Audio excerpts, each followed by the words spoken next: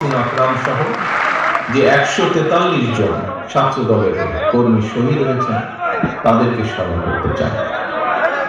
আমি একই সাথে আজকের এই 46তম প্রতিষ্ঠা বার্ষিকীতে স্মরণ করতে চাই বিগত 15 বছর ধরে স্বৈরাচার বিরোধী আন্দোলনে ছাত্র দলের যে সকল সহকর্মীবৃন্দ শহীদ হয়েছেন, নুরুজ্জামান জনি সহ, নুরুল আলম নুরু সহ শত শত হাজারো সহকর্মীবৃন্দ যারা শহীদ হয়েছেন, গুম হয়েছেন, খুন হয়েছেন, তাদেরকে স্মরণ করতে চাই শ্রদ্ধা।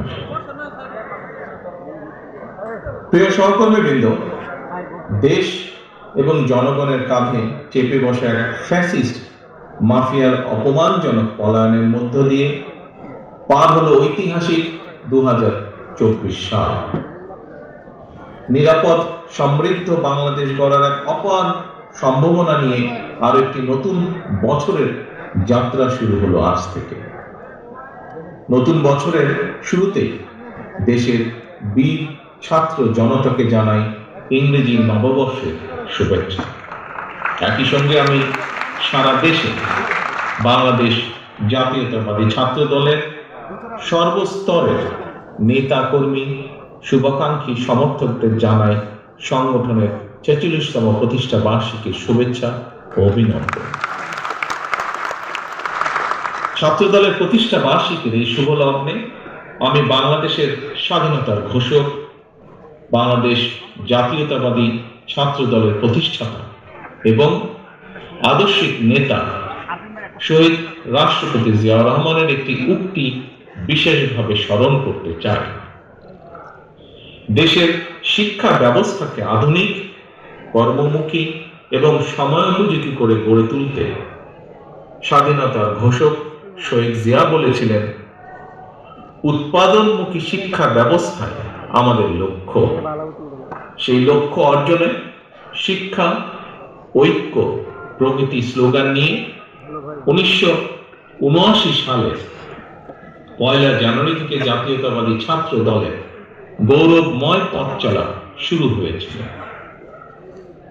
আজকে যারা আলোচক বৃন্দ ছিলেন, বিশেষ করে জাতীয়তাবাদী ছাত্র দলের যে সকল নেতৃবৃন্দ এখানে বক্তব্য রেখেছেন, সবার বক্তব্য থেকে একটি কথা বেরিয়ে এসেছে, সেটি হলো নানা চড়াই উতরাই পেরিয়ে বাংলাদেশ জাতীয়তাবাদী ছাত্র দল বর্তমানে দেশের ছাত্র সমাজে সবার কাছে জনপ্রিয় সংগঠনে পরিণত হয়েছে।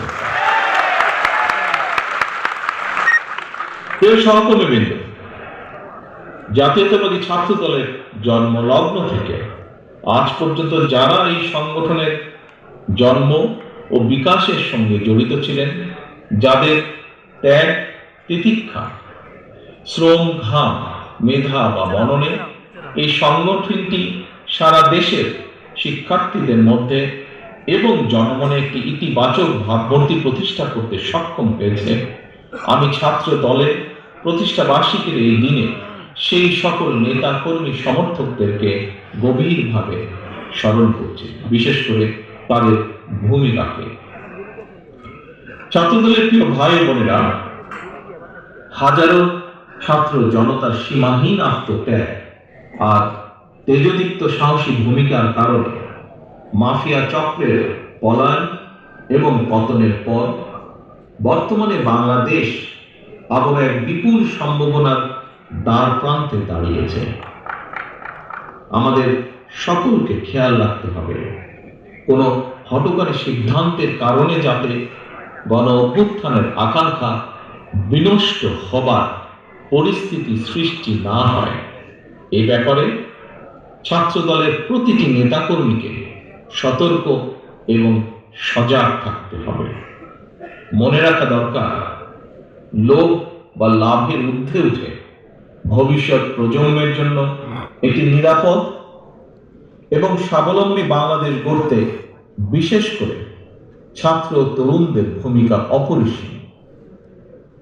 বাংলাদেশকে আন্তর্জাতিক বিশ্বে একটি কার্যকর এবং প্রভাবশালী রাষ্ট্রের ভূমিকায় দেখতে চাইলে বাংলাদেশ নামক রাষ্ট্রের একজন মর্যাদাবান নাগরিক হিসেবে বেঁচে থাকতে চাইলে জ্ঞানভিত্তিক সমাজ ও রাষ্ট্র গঠনের কোনোই বিকল্প নেই। সুতরাং প্রিয় ছাত্র দলের ভাই বোনেরা, তোমাদেরকে অবশ্যই মনে রাখতে হবে, শিক্ষার্থীরাই জ্ঞানভিত্তিক রাষ্ট্র ও সমাজ গঠনের প্রধান হাতিয়ার। রাষ্ট্র এবং রাজনীতি সম্পর্কে শিক্ষার্থীদের অবশ্যই সচেতন থাকতে হবে। তবে শিক্ষার্থী হিসাবে তোমাদের প্রথম এবং প্রধান লক্ষ্য হতে হবে লেখাপড়া, লেখাপড়া এবং লেখাপড়া। প্রিয় ছাত্রছাত্রী ভাই বোনেরা, দেশকে তাবেদার রাষ্ট্রে পরিণত করে রাখতে পলাতক স্বৈরাচার গত ১.৫ দশকে দেশের রাষ্ট্র ব্যবস্থা, শিক্ষা ব্যবস্থা প্রায় ধ্বংস করে দিয়েছিল। এটি ছিল দেশকে অকার্যকর রাষ্ট্রে পরিণত করা একটি সুদূর প্রসারী ষড়যন্ত্রের অংশ।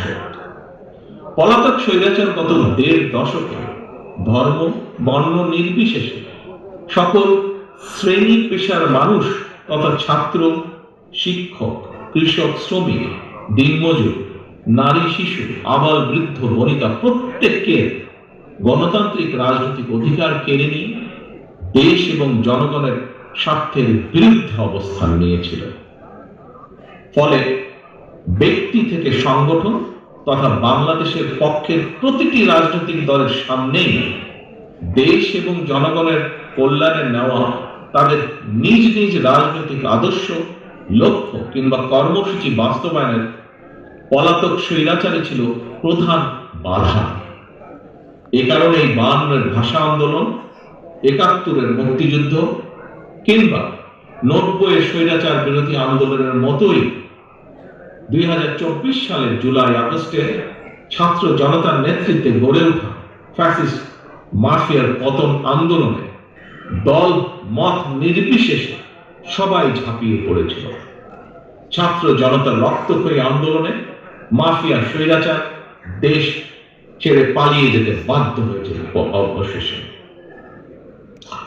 মাফিয়া প্রধানের পালিয়ে যাবার পর প্রতিটি রাজনৈতিক দলের সামনেই এবার জনগণের কাঙ্ক্ষিত একটি বৈষম্যহীন গণতান্ত্রিক মানবিক দেশ গড়ার পালা।